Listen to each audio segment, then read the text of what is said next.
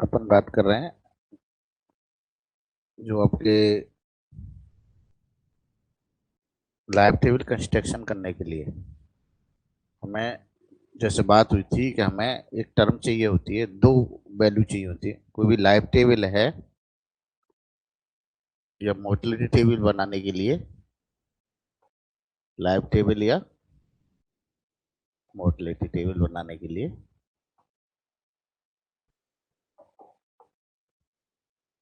दो component essential हैं।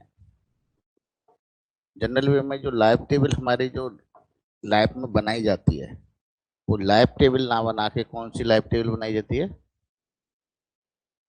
Average live table बनाई जाती है। क्या डिफरेंस है दोनों में?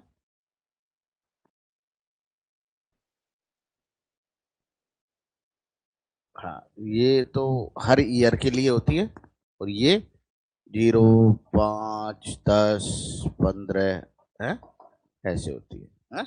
ये पीरियड ज्यादा होता है, इसमें ऑब्जर्वेशन बहुत ज्यादा हो गई, तो इसमें की बजाय जनरल वे में कौन सी निकाली थी है?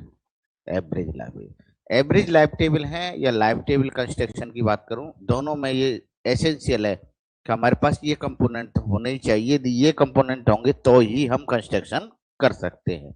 कौन कौन से कंपोनेंट?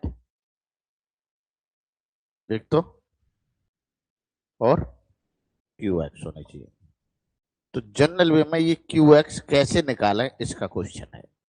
डिफरेंट मेथड दिए गए हैं ये क्या क्यू एक्स निकालने के। क्या निकालने के मेथड है ये? क्यू एक्स हम कैसे कैलकुलेट करें क्यू एक्स, ये मेथड है। तो पहला मेथड लिखिए, Greville, GREVILLE, GREVILLE,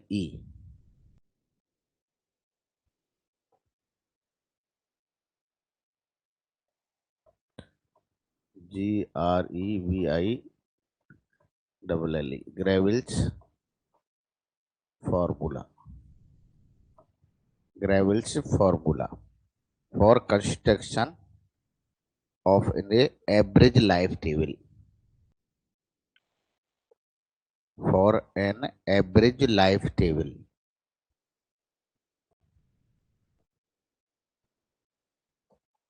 average life table।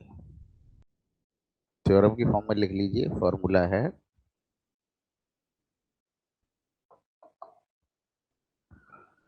NQX,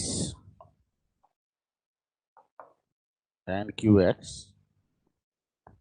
बराबर NMX 1/n, NMX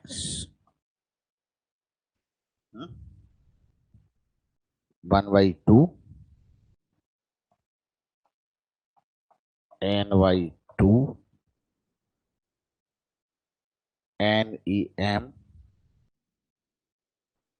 bracket NEM -K,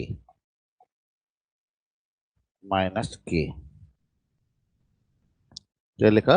NMX 1/n plus NMX bracket half plus N/2 NMX -K। लिखो वेयर K बराबर सी, log E C, and C is a parameter of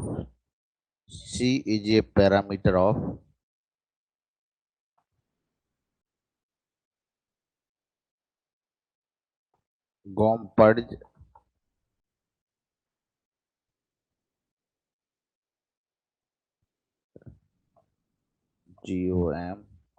GOMPERTZ,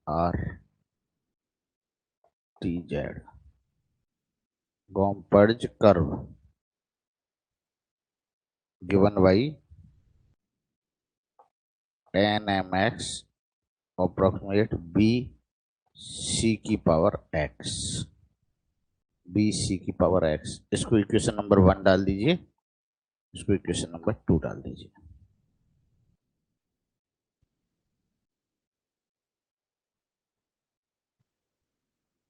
देखिए, पहले अपन discuss कर चुके थे कि life table होती है, average life table. Life table क्या होती है?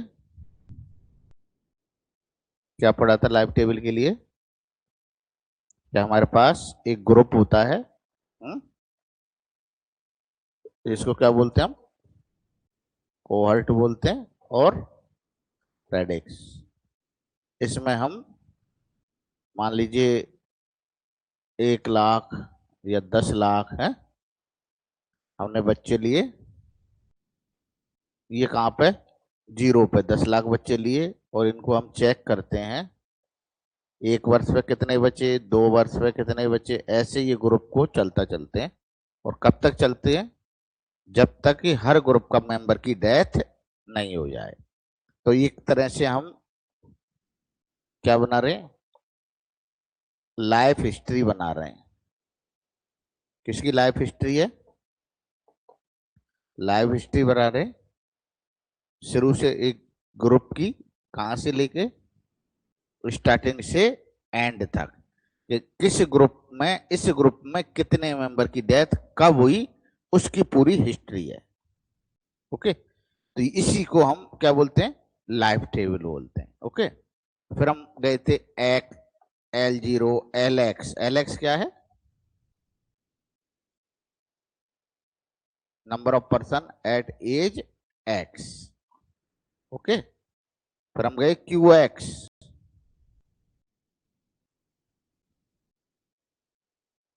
क्या है QX?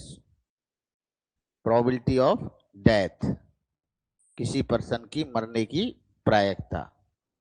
एक है PX, जीवित रहने की प्रायिकता। एक था LX, average number of person at age X। X age पर एवरेज पर्सन कितने हैं? ये हमारे पास है LX +1/2, या 0 से 1 LX + TDT, ऐसे भी निकालते हैं। एक है TX। TX है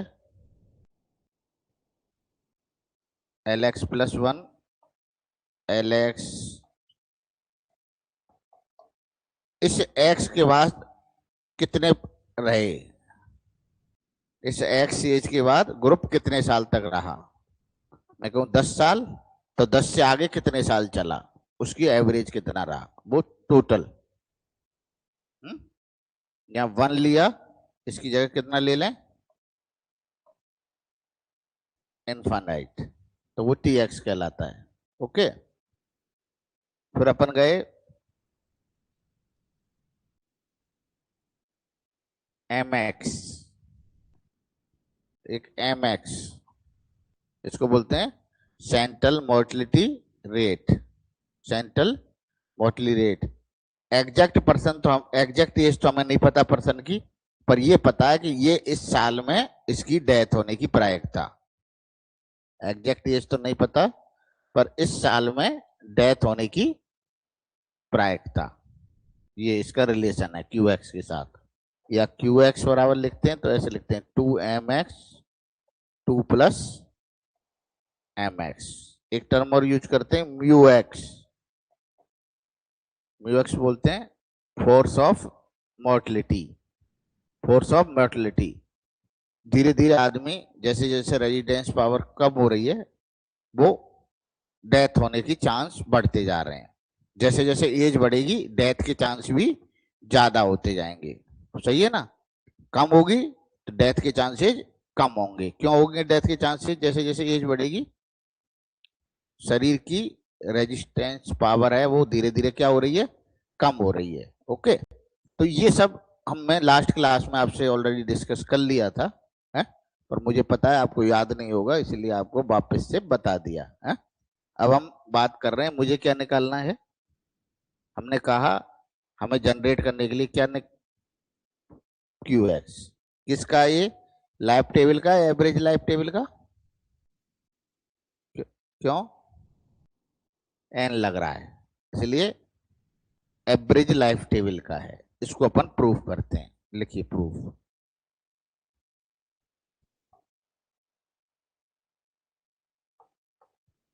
देखो एन क्यू एक्स क्या होता है, वाई डेफिनेशन अपन क्या जानते हैं, एन क्यू एक्स क्या होता है, n d x upon l x, क्या होता है n d x upon l x. इसको इक्वेशन नंबर 3 डाल दीजिए। अपन ने दोनों को फर्स्ट और सेकंड डाल दिया, करेक्ट है। इसको क्या डाल दीजिए, सी। एक अपन पढ़ते हैं एन एम एक्स, वो क्या है, उसको लिखो n d x n l x, n d x upon n l x, correct. एक एन एल एक्स क्या होता है,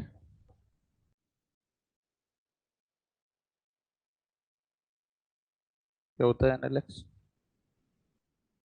अभी बताया, 0 to n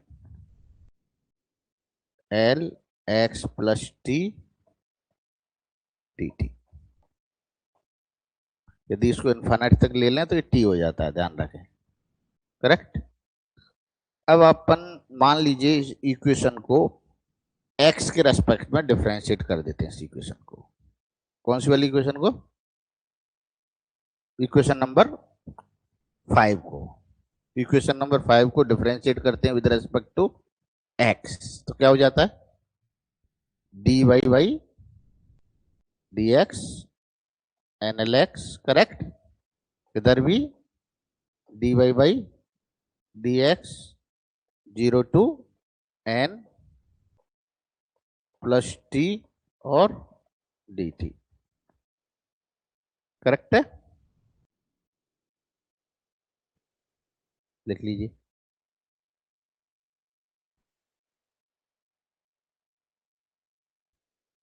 लिखो, एक टर्म लिखिए, सिंस एल एक्स टी,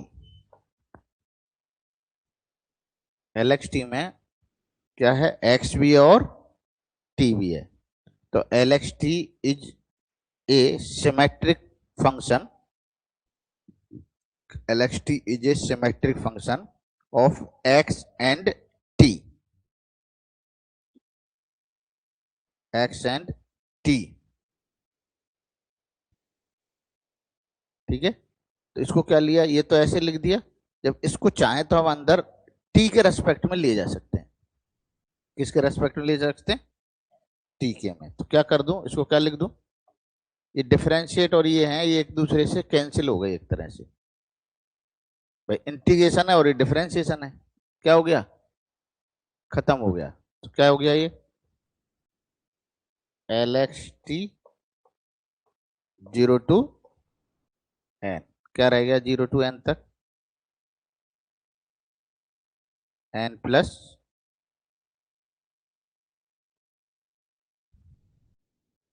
क्या रह गया, एल एक्स प्लस टी और एल एक्स, टी 0 हो गया ना, एल एक्स प्लस एन, लिखो, टी में गया ना, ये फंक्शन किसका है, टी का, तो टी की वैल्यू रखोगे तो क्या हो जाएगा, प्लस एन, क्या हो गई value, l x plus n minus l x. D x क्या होता है, डीएक्स क्या होता है, अपन एन डी एक्स निकालते हैं तो क्या होता है वो, है L x minus l x plus 1, यहाँ एन ले रहे हैं तो एन लोगे, क्या लेते हैं, एन डी एक्स क्या होता है, यदि यहाँ 1 लिख रहे होते हैं तो यहाँ 1 लेते हैं, अदरवाइज क्या लेते हैं, एन ले रहे होते हैं तो एन लेते हैं। इसमें और इसमें क्या लिख सकते हैं, कुछ दिख रहा है क्या, इसको लिख सकते हैं माइनस एन डी एक्स, देखिए करेक्ट है क्या, माइनस एन डी एक्स,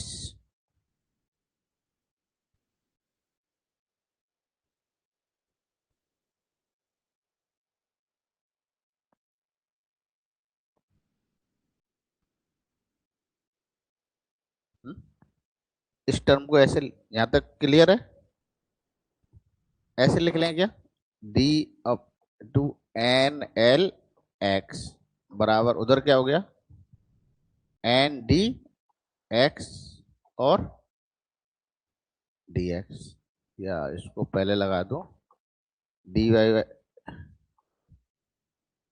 क्या लिखूं, माइनस एन डी एक्स और डी एक्स।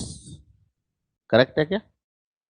इसका अपन दोनों साइड मान लीजिए, मैं कहता हूं आपसे, डिवाइड कर दिया मैंने। ये अपने पास डी है एन एल एक्स, ये है, इसको हमने डिवाइड कर दिया एन एल एक्स से, और इधर भी कर दिया।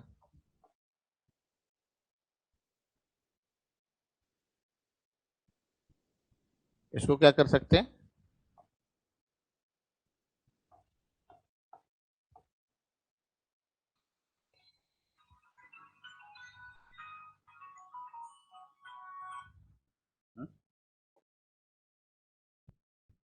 लॉग ले लिया, है ना? तो इसको क्या लिख सकता हूं, n d n log n l x.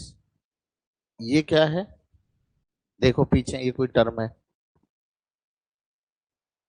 N M x, देखो। हाँ, डिवाइड करने के बाद या तो हम ऐसे लिख दें डिफरेंशिएट करें, या लॉग लिखूं तो लॉग का डिफरेंशिएट लिखूं तो यही आएगा ना ऊपर वाली टर्म। इससे लॉग का डिफरेंशिएट करूं तो ये टर्म आ जाएगी। इसको क्या लिख सकते हैं, एन एम एक्स और डी एक्स,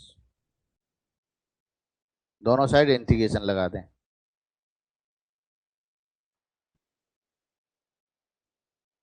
दोनों साइड इंटीग्रेशन लगाएं तो क्या हो जाएगा,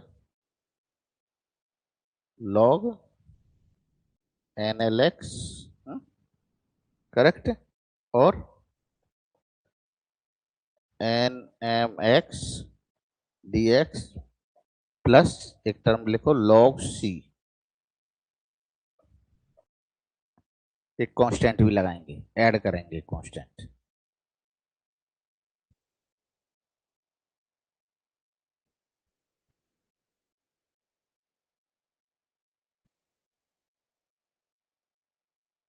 करेक्ट है क्या? देखो यहां से, और ये डिफरेंशिएट है और इंटीग्रेशन है, खत्म हो गया। ये तो क्या है, और ये क्या है, क्या हो गया? तो क्या लिख दूं इसको, लॉग एन एल, करेक्ट है? ये टर्म ऐसे की ऐसी रह गई, एन एम एक्स और d x plus log c. यदि हम इसको इधर लाएं तो क्या लिखेंगे, इसको क्या लिखेंगे,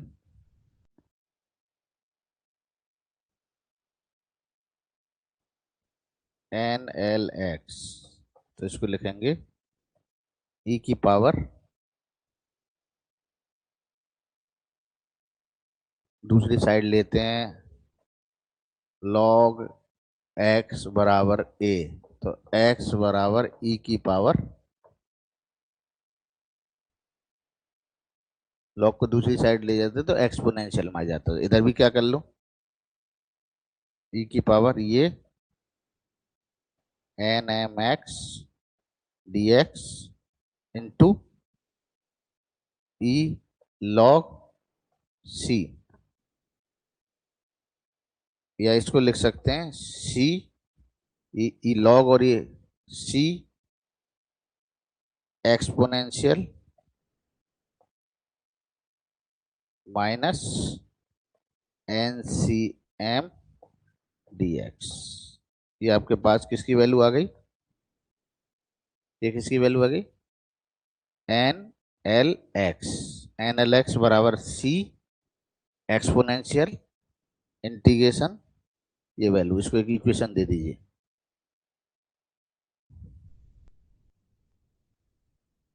देखिए यहां तक क्लियर या कोई कंफ्यूजन है, एक बार देख लीजिए एक बार। एक बार वापस से समझ लीजिए, कोई टर्म कुछ छूट रही हो कहीं कुछ। हाँ, अरे जब इसकी पावर ले ली, ये इसके तो ये प्लस है, ये मल्टीप्लाई में आ गया, तो ये दोनों क्या है, लॉग, और ये भी लॉग, तो ये मल्टीप्लाई में आ जाएगा ना।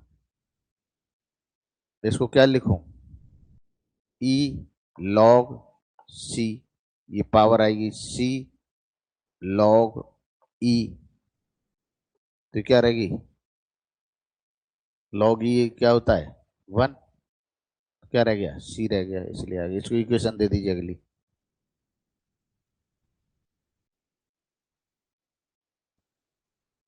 कौन से नंबर की इक्वेशन है, 6 number.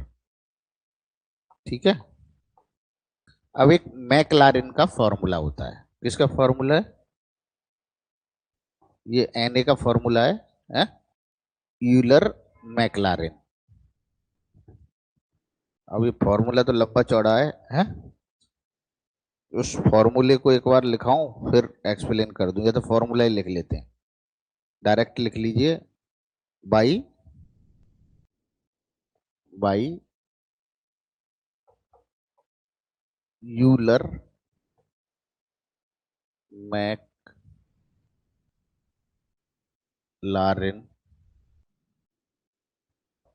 Formula, by Euler McLaren formula. ये है 1/h, 1/h, 0 to infinite, sorry x to infinite, 1/n, x to infinite, ft dt is equal to r is equal to 0 to infinite f x plus rh minus 1/2 fx plus fx plus nh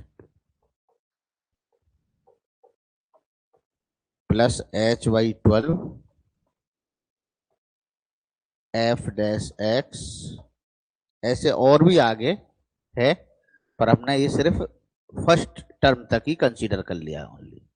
कितनी term consider करी है, first term तक ही consider करी है, आगे भी है, इसको एक इक्वेशन डाल लीजिए, कौन सी इक्वेशन हो गई, 7, है ना। आगे की टर्म हमने नेग्लेक्ट की है, इसमें आगे भी होती है, ऐसे नहीं है कि आगे नहीं है, आगे भी होती है, बट अपन ने कौन सी टर्म की है, ओनली फर्स्ट।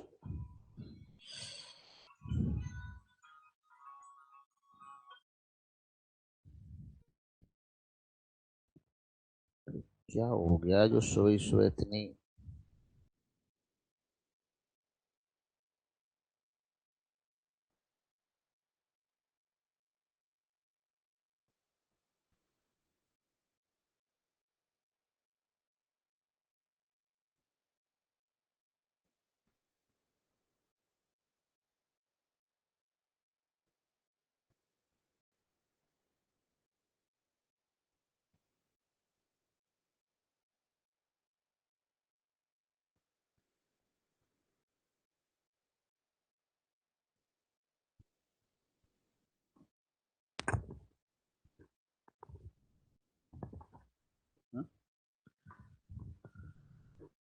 ये वाली बात हुई। अब इसमें मान लीजिए हम दो टर्म है, एक जो एच है, एच है, एच को रिप्लेस कर देते हैं एन से।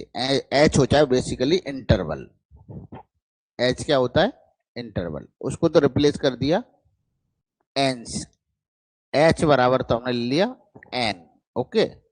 और जो हमारा दूसरी टर्म है एफ टी को हमने इन्वॉल्व कर दिया एन एल टी। लिखो, इफ वी रिप्लेस, किसको कर दिया हमने,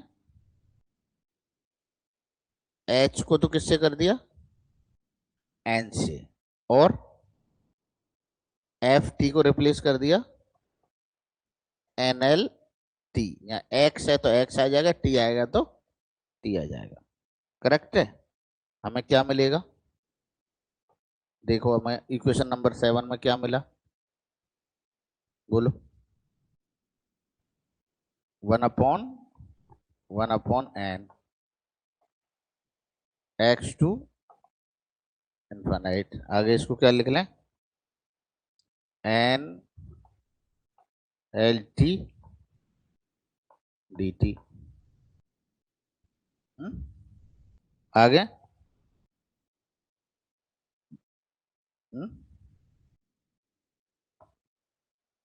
r is equal to 0 to n l r plus x plus r n, x plus r n minus 1/2। इसको क्या लिख लूं, एन एल एक्स। ये टर्म हमारी हायर ऑर्डर है इसलिए हमने इसको छोड़ दिया है। यहाँ एन इंटू एन करूंगा, एन स्क्वायर हो गया, एन स्क्वायर इसका मतलब हायर है इसलिए इसको हमने नेग्लेक्ट कर दिया। और क्या रह गया, प्लस क्या लिख दें, n/12 और dy by dx n l x. देखो ये वाली बात क्लियर है या नहीं, कोई कंफ्यूजन या क्लियर है? लिख दीजिए, यहाँ पर लिख लें एफ एक्स प्लस, ये क्या हो गया, एच की जगह क्या लिखते हैं हम, एन स्क्वायर हो जाता है, तो इसको अप्रोक्सीमेट क्या मान लिया, 0, नेग्लेक्ट कर दिया। करेक्ट है, यहाँ पे यहाँ तक मैं सोचता हूँ क्लियर है?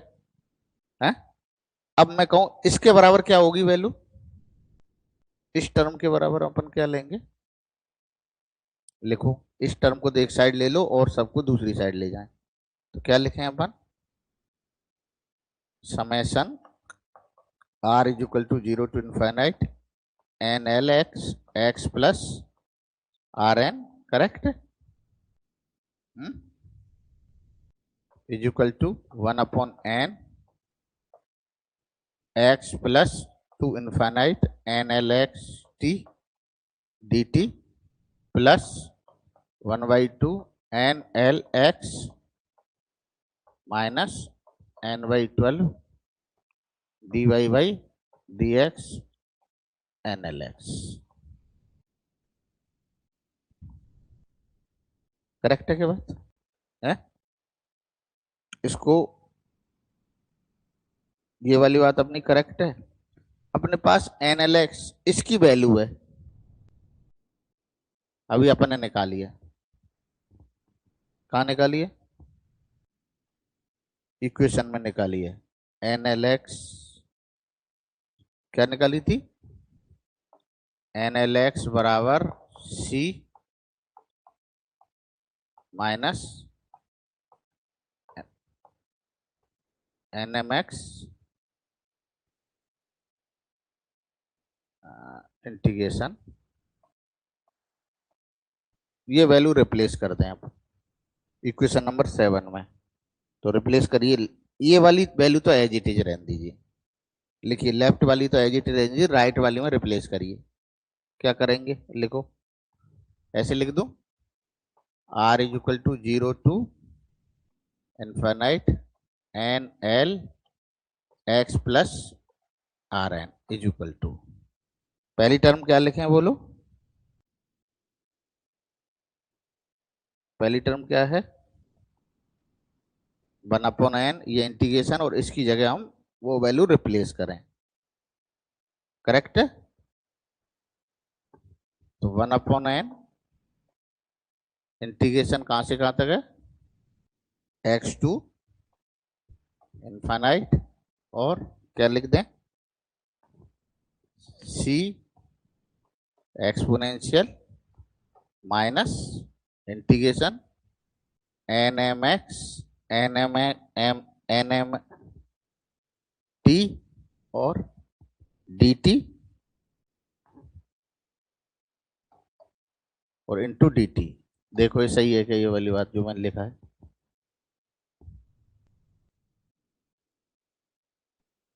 ये टर्म सही है क्या? कुछ दूसरी टर्म क्या है अपने पास? प्लस हाफ, प्लस हाफ, क्या रखूं? पूरा है c exponential minus integration n M x d x. देखो, क्योंकि वो एक्स टर्म में था इसलिए एक्स ले लिया। तीसरी टर्म माइनस एन बाई 12, आगे d y by d x. D y by d x निकालो, मान लीजिए उसका। चलो एक बार हम अपन लिख लेते हैं, d y by d x. और किसका d y by d x है? सी एक्सपोनेंशियल इंटीग्रेशन माइनस भी है ना, minus n M x d x. Correct है क्या? ये आपका क्लोज।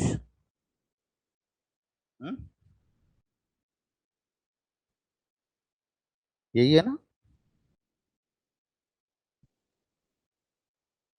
देखो, पहली टर्म दूसरी टर्म तो ठीक है, तीसरी टर्म को अपन यहाँ डिफरेंशिएशन लिखा हुआ है, करेक्ट? इस डिफरेंशिएशन को एक बार डिफरेंशिएट कर देते हैं, तो क्या होगा इसका डिफरेंशिएशन इस पूरी टर्म का? मान लीजिए टर्म है ई की पावर कुछ भी है, तो क्या होगा डिफरेंशिएशन बताओ?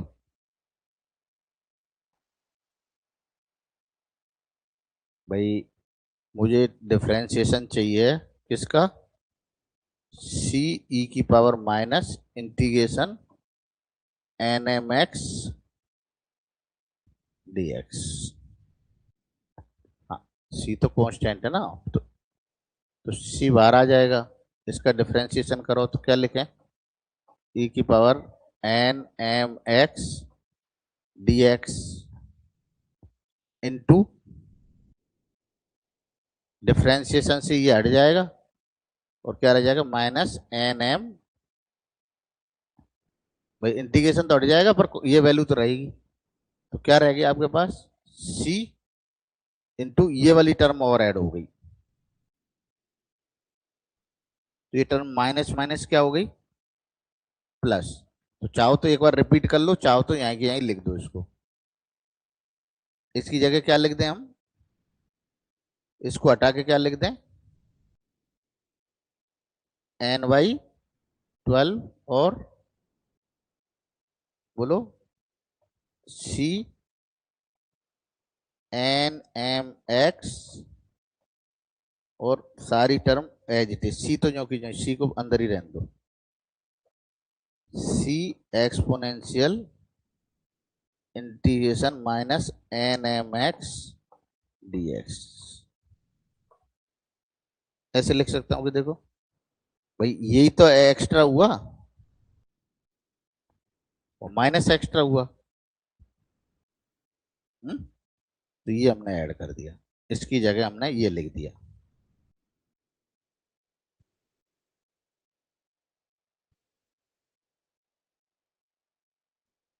करेक्ट। अब मान लीजिए हम उसका डिफरेंशिएट ले लेते हैं, किसका? इस टर्म का। तो d y by d x r is equal to 0 to infinite n l x plus r n is equal to, इधर भी डिफरेंशिएट कर देते हैं। तो पहली टर्म का डिफरेंशिएट करें तो क्या रहा?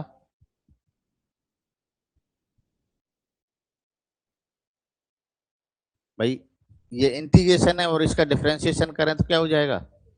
हट जाएगा है, पर एक टर्म और आएगी डिफरेंशिएशन वो करें माइनस और आ जाएगा इसमें। सही है क्या वाली बात? इस टर्म का मैं डिफरेंशिएशन करूं,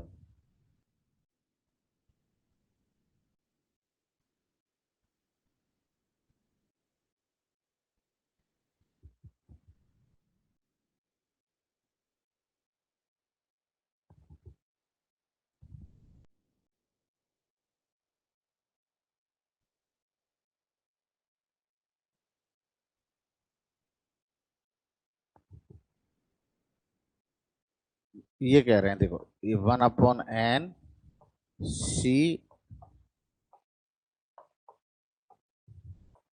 एन एम एक्स और डी एक्स।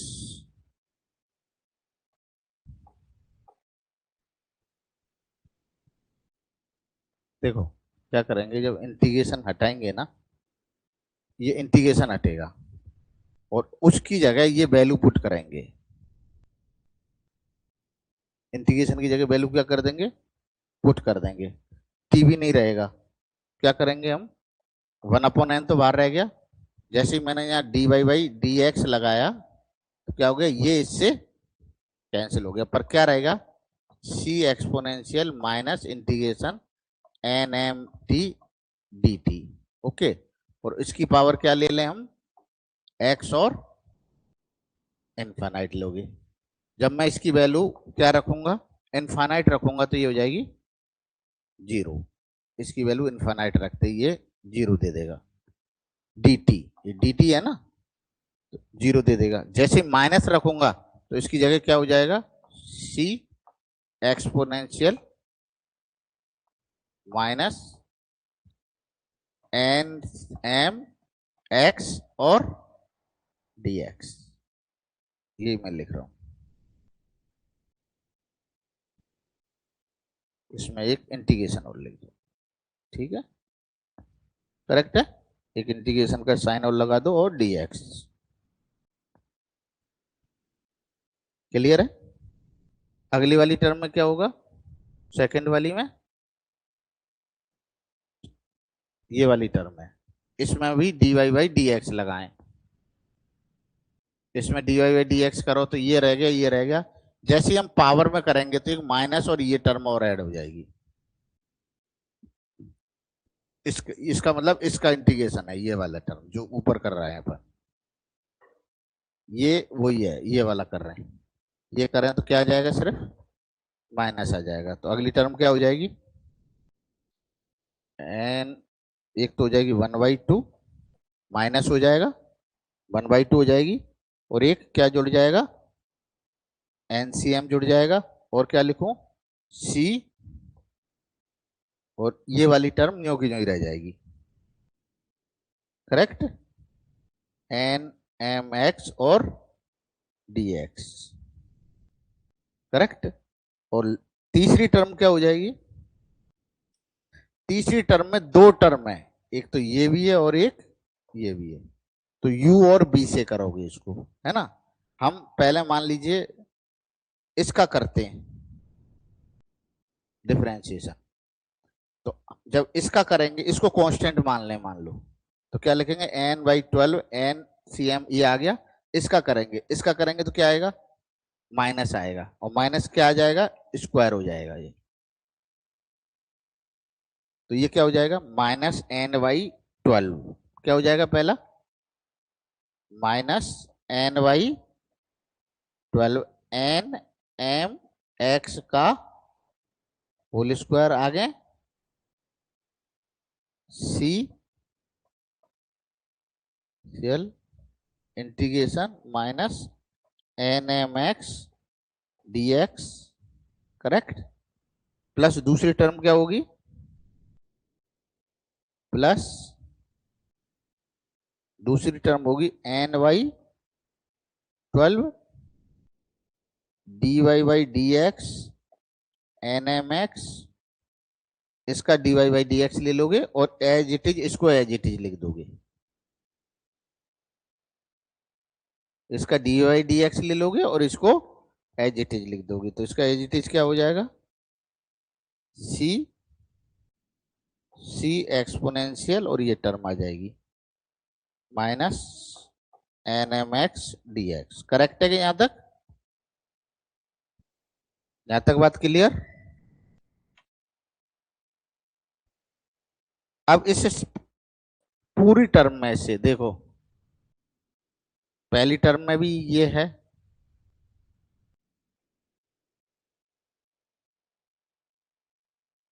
पहली टर्म में क्या है, ये है। दूसरी टर्म में भी ये है, तीसरी टर्म में भी है ये, और लास्ट टर्म में भी है, तो सब में से कॉमन ले लीजिए। लेफ्ट में तो लिखिए d y by d x is equal to 0 to infinite n l x plus r n is equal to, मैंने कॉमन लिया c, sorry r is equal to 0 to n n infinite, infinite है ना।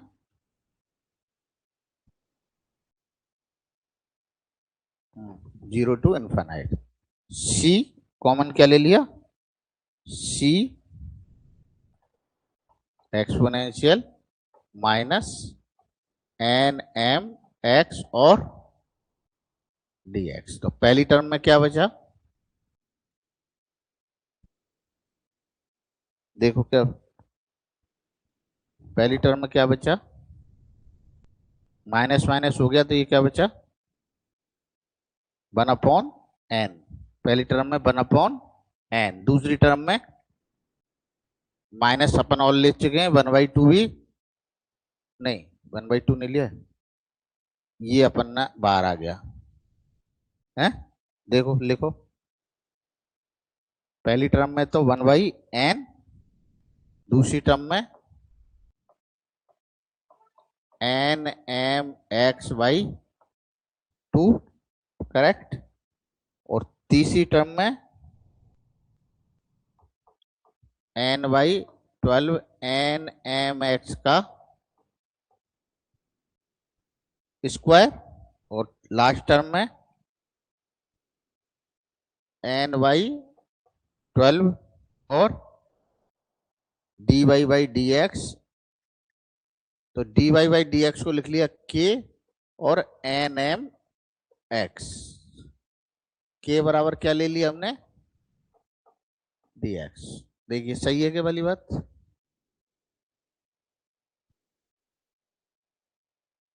Correct है क्या वाली बात। ये जो फर्स्ट टर्म लिखी है ये अपनी देखी हुई सी लग रही है क्या,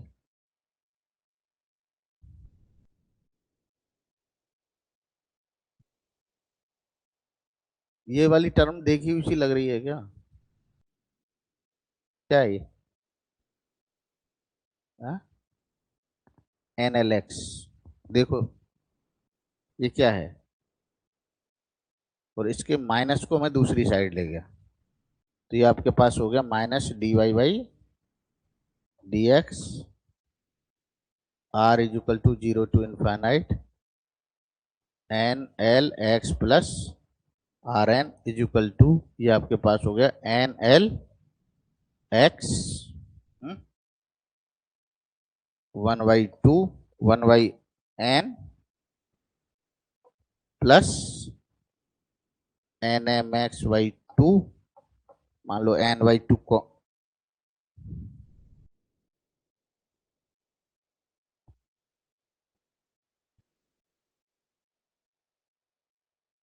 एन एम एक्स कॉमन ले लें, इसमें से ऐसे लिखो 1/2 n M x by 2 common ले लें, ठीक है।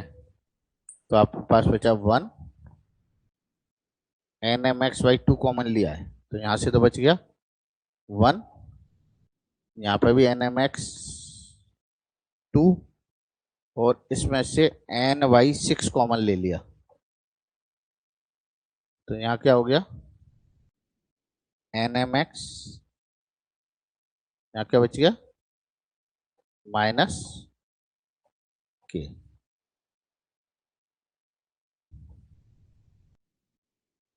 ये पूरा ये ऐसे ले लीजिए, इसको एक इक्वेशन डाल लीजिए, कौन से नंबर की इक्वेशन हो गई, नो। अब मान लीजिए इस राइट हैंड को वो अपन ओपन कर लें, राइट हैंड क्या है minus d y by d x r is equal to 0 to infinite n l x plus r n. इसका क्या मतलब है? D y by d x. अभी तो चलो मैं प्लस को ले लेता हूँ, d y by d x. और इसका क्या मतलब है? आर की वैल्यू 0 रख दें तो क्या हो गया? N l x plus n l x plus 1। 1 ना लेके क्या लेंगे यहाँ? N n l x plus 2n। Correct है क्या? हम्म? इसका क्या मतलब है? इसको कैसे लिखोगे?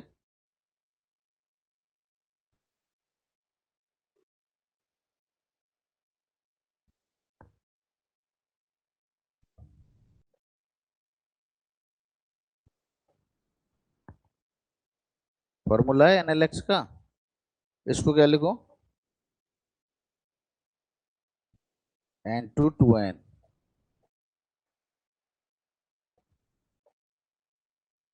अगले वाले को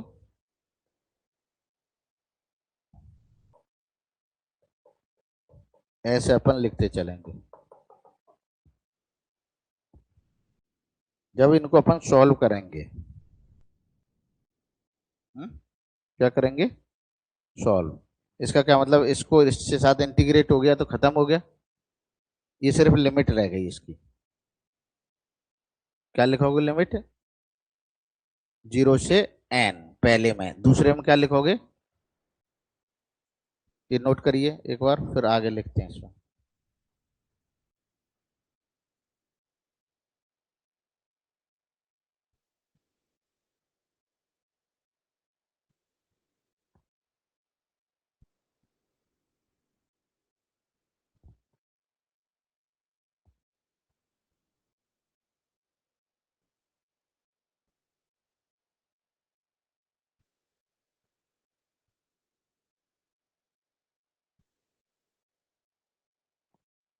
क्या लिखें अपन? नोट कर लिया?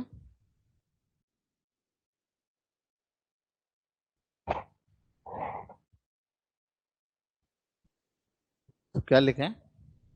D upon d x summation r is equal to 0 to infinite n L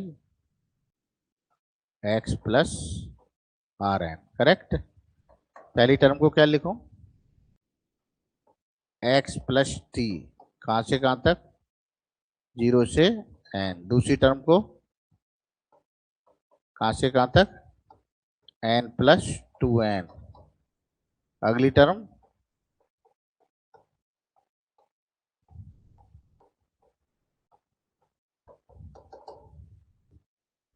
क्या बचेगा पहली टर्म में? X plus n minus l x. दूसरे में क्या बचेगा? L x plus 2n minus x plus N.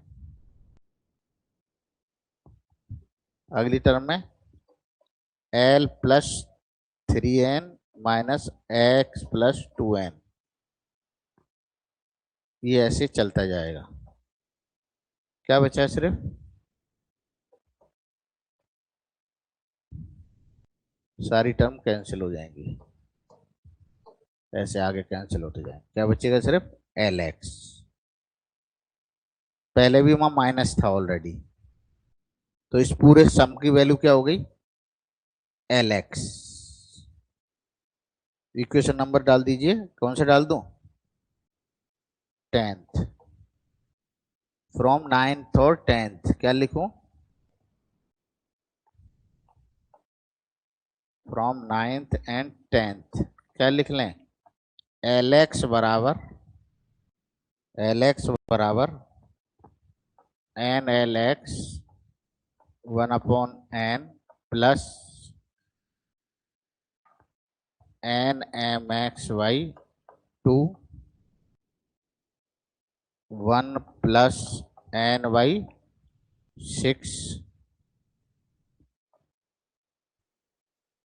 क्या लिखूं? एन एम एक्स माइनस के सही है क्या? देखो देखो यही वाली टर्म है क्या, सारी की सारी 1/n, ये अपन ने कॉमन ले लिया तो ये वाली टर्म लिख रहा हूँ, 1/n, ये पूरी टर्म ले लिया। किसके बराबर है ये? एल के। हाँ, तो ये यदि अपन कहें कि n d x upon l x,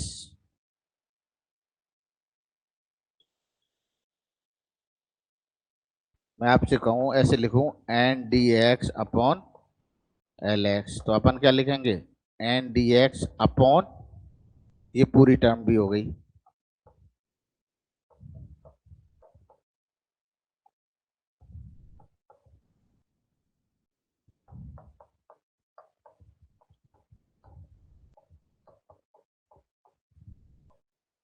correct है क्या? जैसे ही इस इधर डिवाइड किया, ये इसकी इक्वल है तो ये पूरा डिवाइड हो गया। इस टर्म को क्या कहते हैं हम?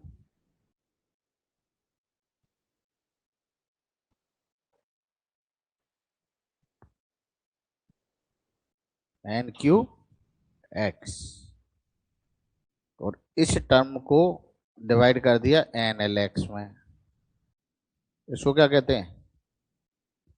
N M x.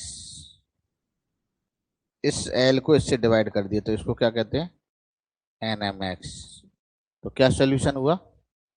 N Q X बराबर, क्या सोल्यूशन हुआ? एन क्यू एक्स बराबर एन एम एक्स, इस टर्म को एन एम एक्स कह दिया, 1/n, N M x by 2, 1 + n/6, N M X minus के, और ये आपका, बस ये पूरा की पूरा हो गया। यही है प्रूफ, देखो आपकी थ्योरम यही थी। कौन सा मेथड है ये? ग्रेविल का मेथड है ये, ग्रेविल का मेथड है। तो कल एक दूसरा मेथड और पढ़ेंगे अपन, है? हाँ, डायरेक्ट ही पूछता है ये। हाँ, मैं ड्राइव पूछता है, डेरिवेशन पूछता है पूरा ही। ग्रेविल का फॉर्मूला ड्राइव कीजिए, एवरेज लाइफ टेबल के लिए ग्रेविल का फॉर्मूला ड्राइव कीजिए, तो ये पूरा डेरिवेशन अपन को कैलकुलेट करना है। ओके।